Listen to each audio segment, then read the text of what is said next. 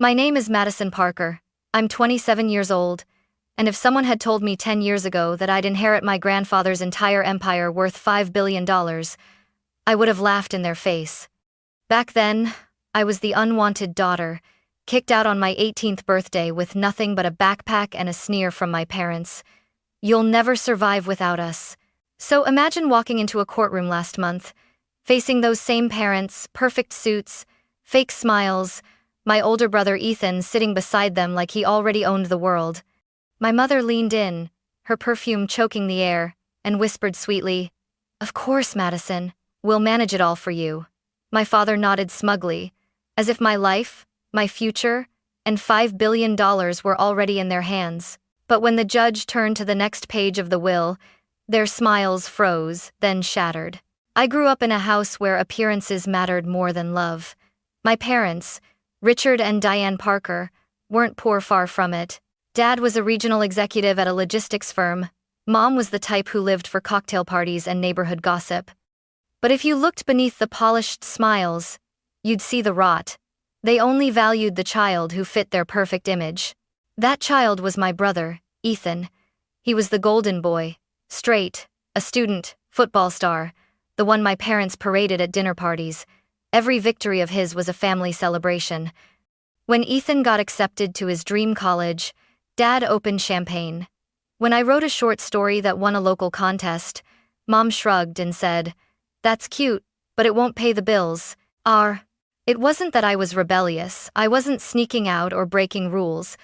I simply didn't fit the mold. I liked art more than sports, books more than cars, quiet nights more than loud parties. For that, I was branded difficult. When I asked why Ethan got a brand new car at 16 while I patched together rides from friends, my father's jaw tightened. "Life isn't fair, Madison. Learn your place." By the time I turned 17, the tension in the house was unbearable.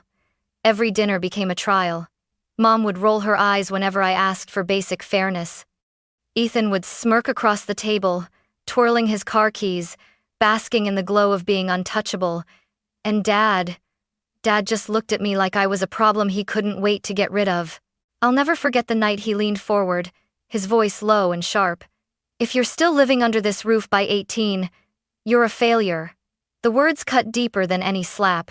I laughed then, because what else could I do? But inside, I was shattering. And when my 18th birthday arrived, they made good on their promise. It wasn't a quiet dismissal, it was a performance. Mom called me into the living room, Ethan lounging on the couch like it was a show. Dad stood tall, holding an envelope. "We've decided it's time you learn responsibility," he said coldly. "No more money, no more support, you're on your own." The envelope held nothing, no check, no safety net, just a symbolic gesture that they were done with me. I packed what I could into a backpack, 2 changes of clothes, a sketchbook, and my phone. When I hesitated at the door, Mom's voice rang out, syrupy but cruel. "Don't worry, sweetheart. You'll thank us one day." That night, I slept in the back seat of my old car, staring at the ceiling, wondering how my life had unraveled so completely. Meanwhile, Ethan posted photos from his fraternity party, smiling with a brand new MacBook Dad had bought him. The only person who didn't abandon me was my grandfather, William Parker. He invited me over on weekends, fed me, let me crash on his couch when I had nowhere else to go. He never said much about my parents, but the way his eyes darkened when their names came up told me he knew the truth. In time, he became more of a father to me than my own ever was. The years after I left home blurred into survival. I worked part-time jobs, studied when I could, and scraped together enough to rent a shoebox apartment. It wasn't glamorous, but it was mine.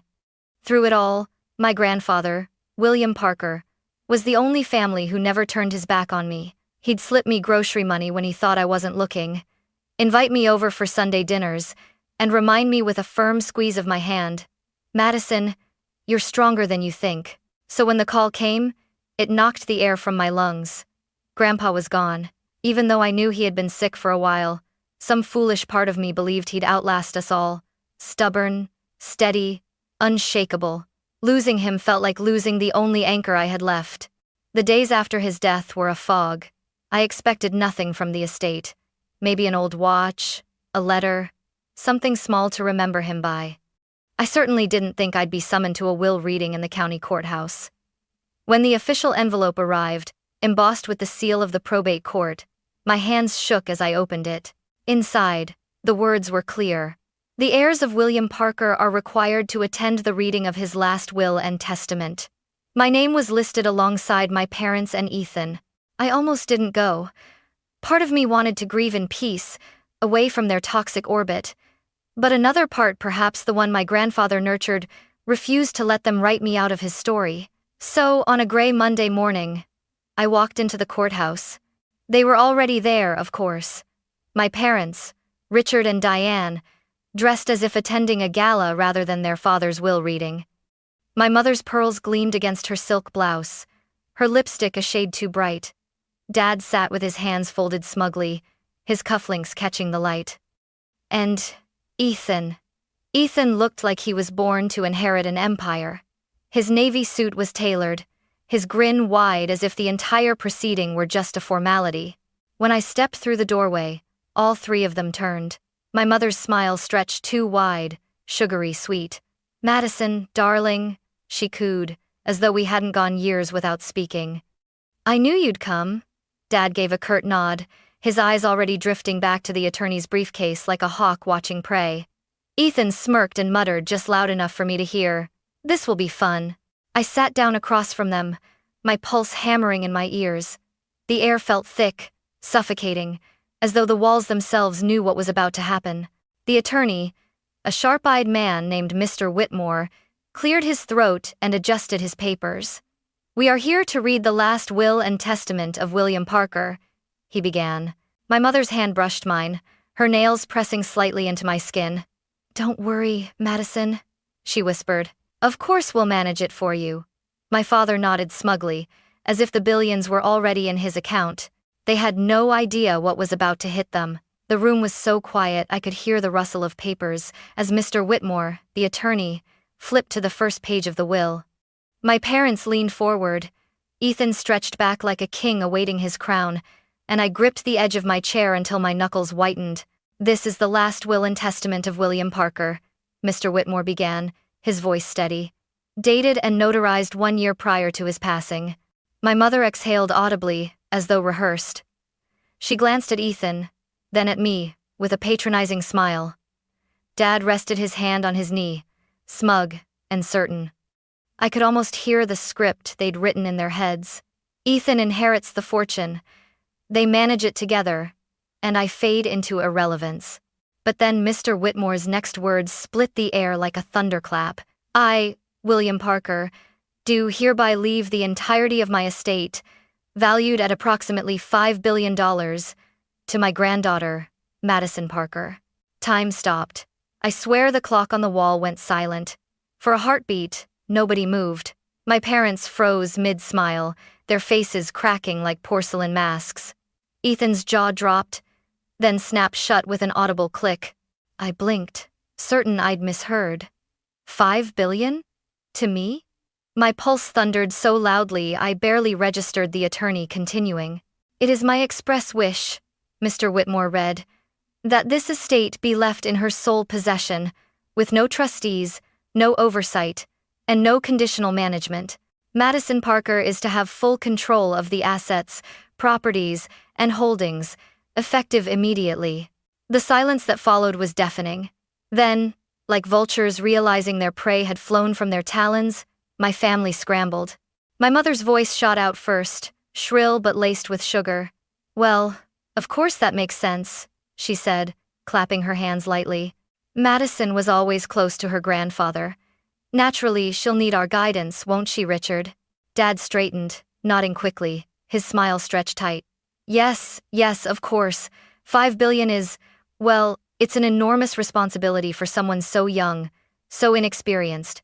We'll step in, manage the investments, oversee the properties, protect you from mistakes." Ethan laughed under his breath, the sound cold and sharp.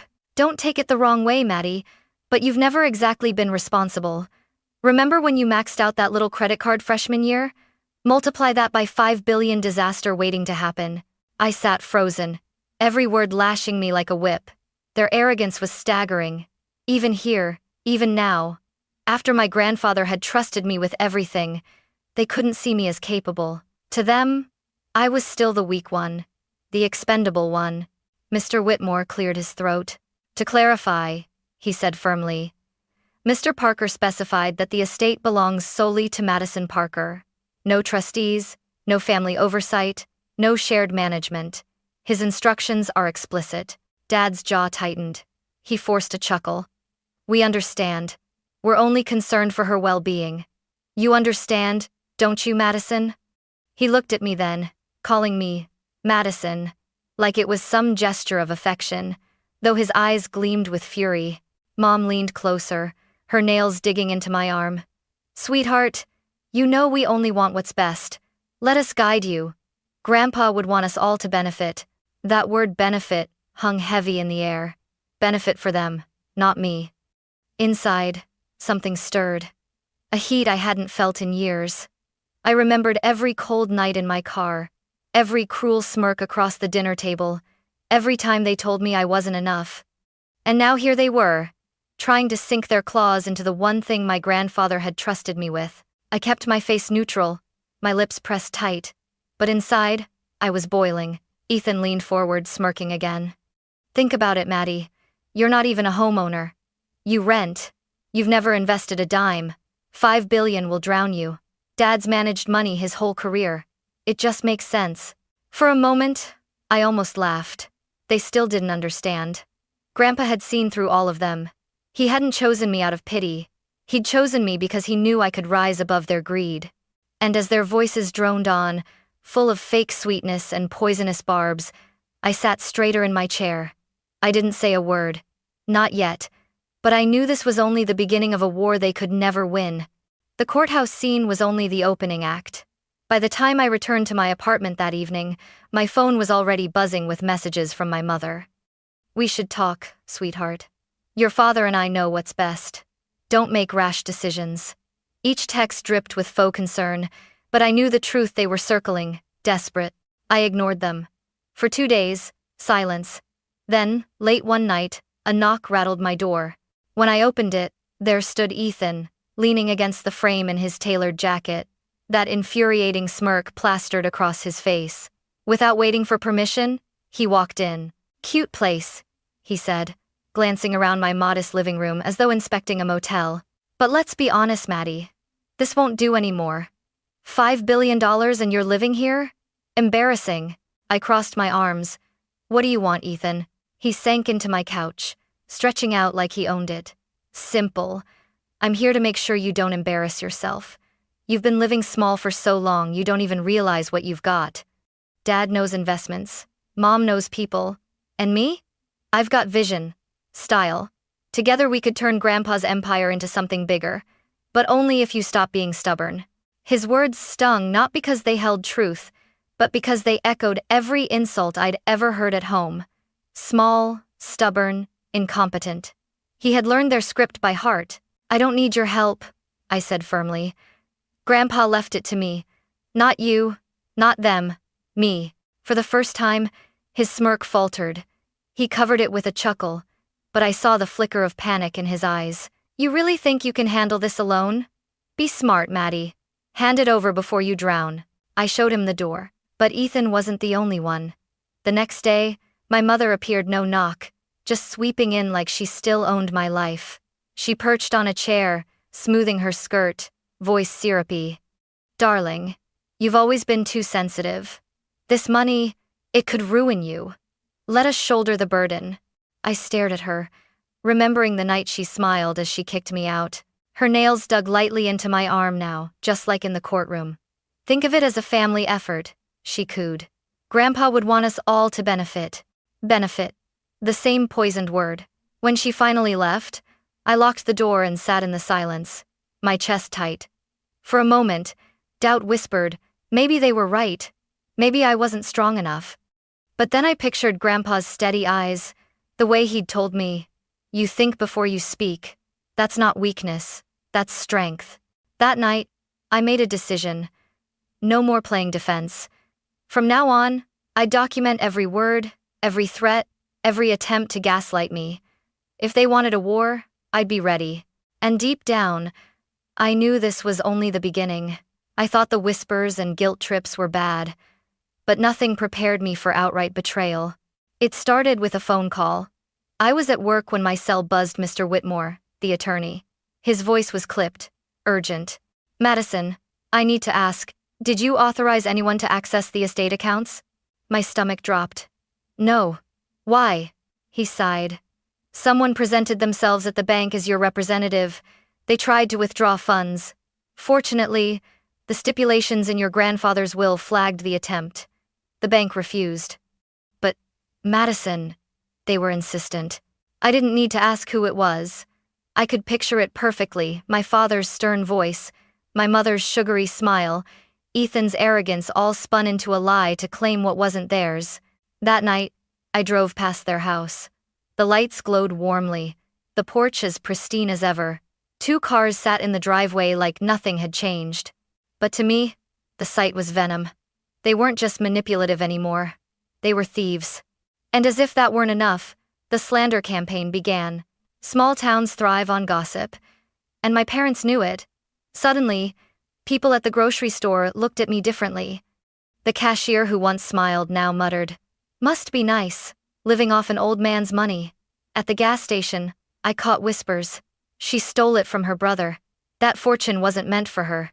Even my few friends pulled away. Phone calls stopped. Invitations vanished. The narrative was spreading. I was greedy, undeserving, a fraud.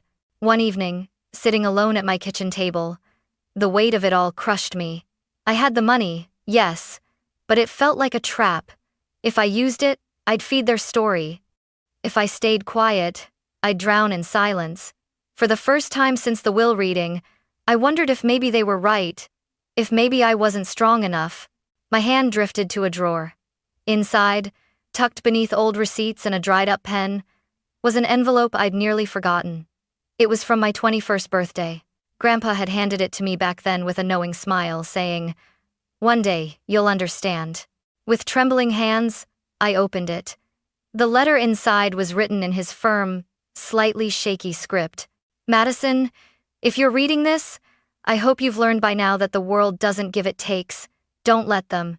You are stronger than you know, and one day you'll have to prove it. When that time comes, don't shrink back. Stand tall. They can only steal from you if you hand it to them." Tears blurred my vision as I read those words again and again until they burned into me. My grandfather had known. He had seen through them long before I ever did, and he had trusted me, not them, to rise above it. I folded the letter carefully, placed it back in the envelope, and felt something shift inside me. The fear didn't vanish, but it hardened into resolve. They wanted to play dirty? Fine. I'd stop reacting and start preparing. This wasn't survival anymore. It was war. The letter changed everything.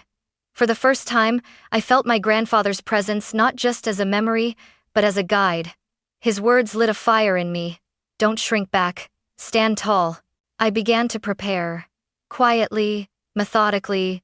The first step was finding someone I could trust with the financial side of things. Not a flashy advisor tied to my father's world, but someone grounded, meticulous. Through a coworker's recommendation, I met Robert Hale, a graying man with calm eyes and a yellow legal pad permanently tucked under his arm. He didn't fawn over the billions or try to dazzle me with jargon. Instead, he asked careful questions. What do you want this money to mean? What are your goals? Your fears? He listened without judgment, as I admitted I was terrified of drowning under the weight of it all. When our first meeting ended, he slid a simple plan across the table. You're more capable than you think, Madison, he said, shaking my hand firmly. You just needed someone to confirm it. That night, I slept better than I had in weeks. With Robert's help, I took small, deliberate steps. I purchased a modest home, not a mansion, just a quiet place where no one could throw me out. Walking through those empty rooms, I whispered to myself, this is mine, truly mine. But I knew money alone wouldn't protect me. My parents were relentless, and gossip was their weapon. So I decided to fight back the way my grandfather would have, by building respect. I joined a local charity board he had once supported. At first, I was nervous, the whispers of undeserving heiress still following me. But slowly, people began to see me as more than a headline. They remembered William Parker's integrity and, by extension, they started to respect me. Then came the turning point. At one of those board meetings, I was introduced to Daniel Grant, a retired attorney in his 50s with sharp eyes and a calm, commanding presence. When he learned I was William Parker's granddaughter, his expression softened. "Your grandfather was a rare man," he said, gripping my hand. "He always spoke highly of you." Over coffee a week later, Daniel leaned in and lowered his voice. "You should know your grandfather anticipated trouble after his passing. He put certain protections in place." My breath caught. "Protections?" Daniel nodded, sliding a worn folder across the table. Inside were documents I'd never seen, ironclad clauses, notarized stipulations. If your parents attempt to interfere or present themselves as your representatives, they're automatically disinherited. Not just morally, Madison, legally. He safeguarded you. I stared at the papers, my chest tight. My grandfather hadn't just left me money. He had left me a fortress. For the first time, I realized I wasn't playing defense anymore. I had leverage, proof, ammunition. Daniel sat back, his voice calm but firm. "They think you're weak. They don't realize you're holding the stronger hand. When they overstep, and they will, you'll be ready."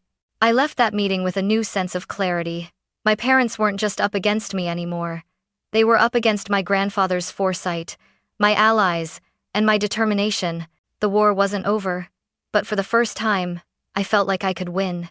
I should have known it was coming. For weeks, my parents and Ethan had been circling like sharks, testing boundaries, sniffing for weakness. They'd tried guilt, manipulation, and theft. Nothing had worked, so they escalated to the one place they thought they could win: the courtroom. It was a crisp autumn morning when Daniel called me. His tone was sharper than I'd ever heard.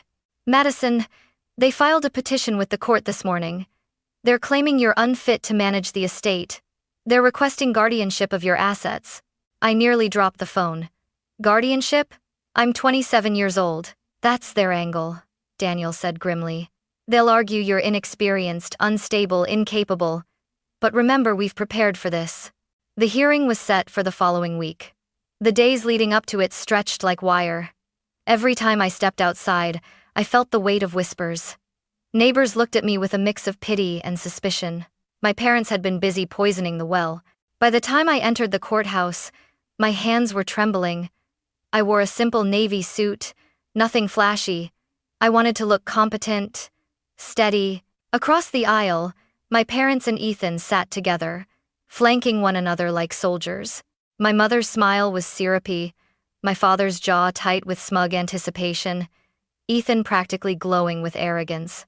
When the judge called us to order, their attorney stood and launched into a performance. His words dripped with condescension. "Your Honor, my clients are deeply concerned for their daughter. While they grieve the loss of William Parker, they cannot ignore the risk of handing a $5 billion estate to someone as inexperienced and impulsive as Madison. She has no history of financial management, no assets of her own prior to this inheritance, and a record of poor decision-making. It is only logical that her parents, successful, established adults, step in to safeguard the estate." Ethan nodded solemnly at every line, as though rehearsed. My mother dabbed at her eyes with a handkerchief, feigning emotion. My father looked directly at the judge, projecting gravitas. It was theater, and they thought the audience would buy it. Then Daniel rose. He didn't rush. His voice was calm, deliberate.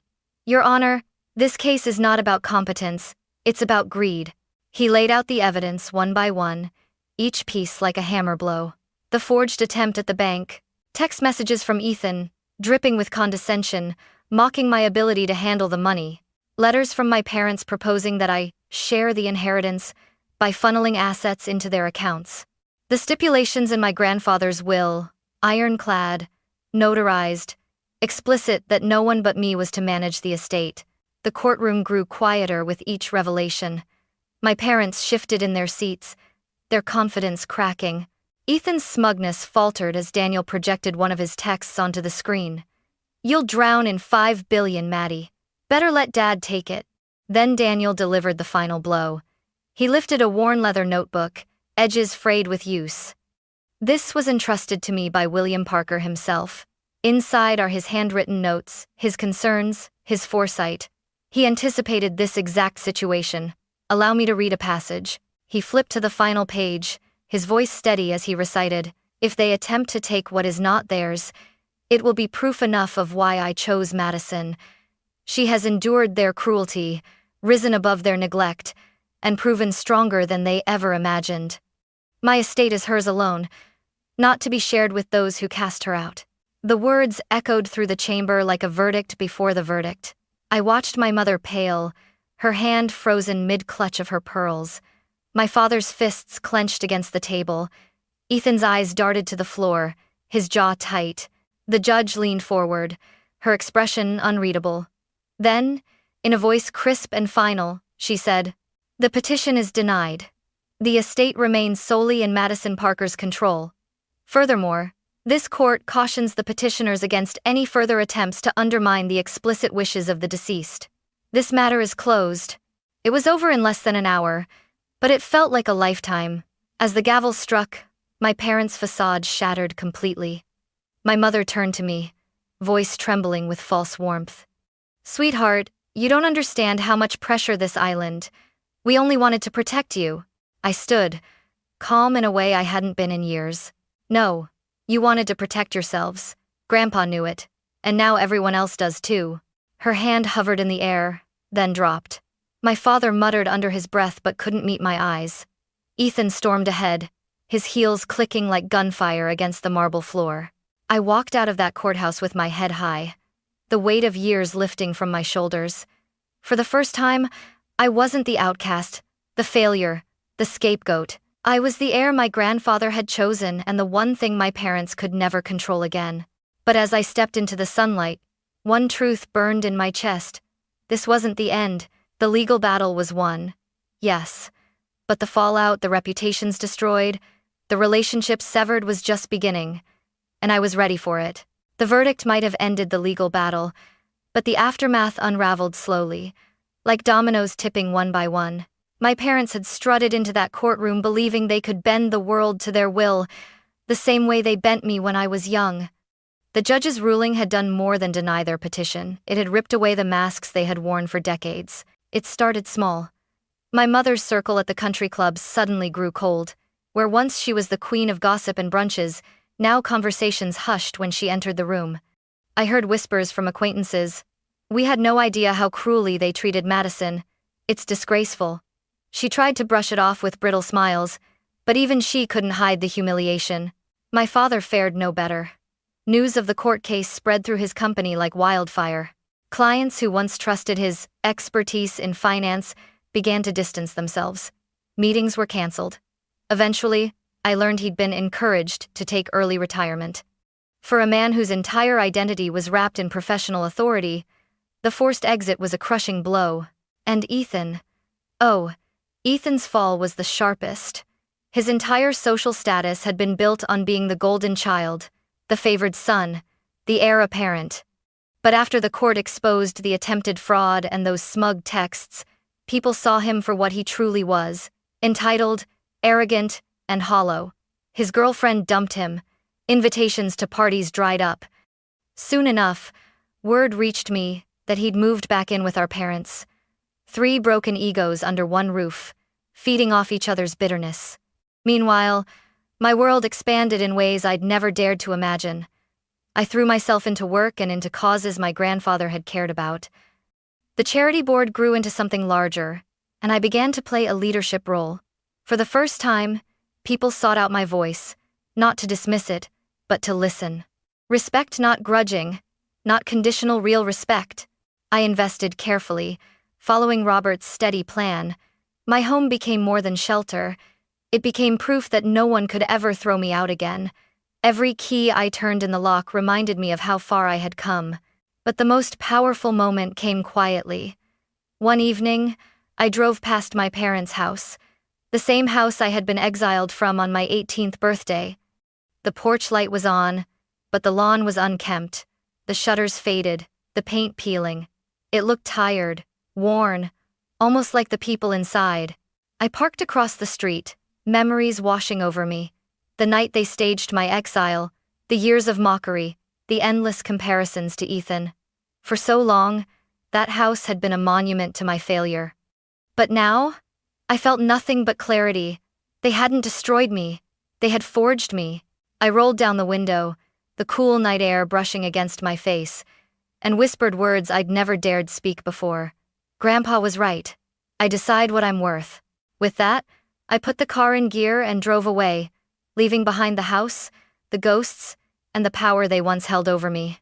The real revenge wasn't in humiliating them publicly. It wasn't in the billions sitting in my accounts. It was in this freedom, the knowledge that I no longer needed their approval, their love, or their validation. They had cut me out of their lives when I was 18. Now, I had finally cut them out of mine.